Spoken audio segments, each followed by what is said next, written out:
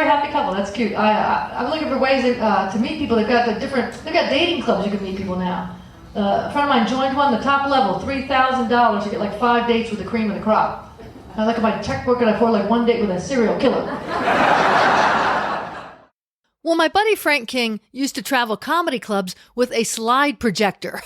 Yeah, he was the original funny sign guy, and he took pictures of funny signs all around the U.S. He put them into a PowerPoint, and he used the slide projector to close his show.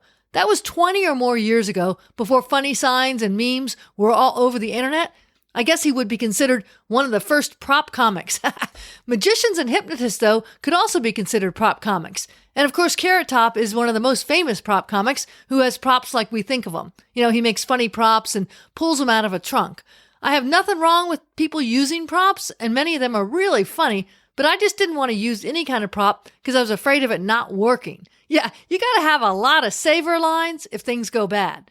Now, Carrot Top's trunk full of props actually burned in a fire a week before he was going to go on The Tonight Show, so I think he had to postpone his appearance. See, things can go wrong. I didn't witness that, and I don't know Carrot Top, but I have been around for other prop comics when things went sideways. Yeah, I once worked a bar gig with a guy who brought a snare drum with him. He would hit a rim shot after every joke. The gig did not go well. Yeah, he went up, he did his thing, he left the drum up there, then I went up, did my thing, got off stage. The crowd hated both of us. I was headed out the door after the show when the other comic said, "Hey, wait, my drum! Can you go up and get it?" I'm like, "No, I'm not going back on that stage. They hated me too."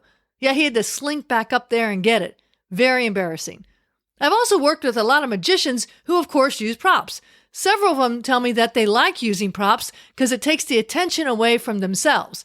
You know, comedians love having the attention on ourselves. It's never occurred to me that some entertainers don't want that. One magician I worked with used birds in his act. Yeah, his closing finale had these birds appearing out of nowhere, and it was synced to music. It was a really cool closing bit. But he told me one time it wasn't so cool because a couple of the birds came out dead. Yeah, he hides them in his coat, and apparently they were in there a little too long, so a couple of them didn't make it. From then on, he split his act into 2 parts so he could go backstage for the second part and get the birds ready. He also did a bit about having a rabbit disappear. Now, we all know the rabbit didn't really disappear, but he had stories of people demanding after the show to see the rabbit. And in some of the shows I did with him, people would yell, "Where's the rabbit?" at the end of the show. He was such a nice guy and had a really calm demeanor, so he was able to diffuse these people, but the rabbit is part of the illusion, so he refused to show them the rabbit. I agree with him. He doesn't buy a rabbit for every freaking show.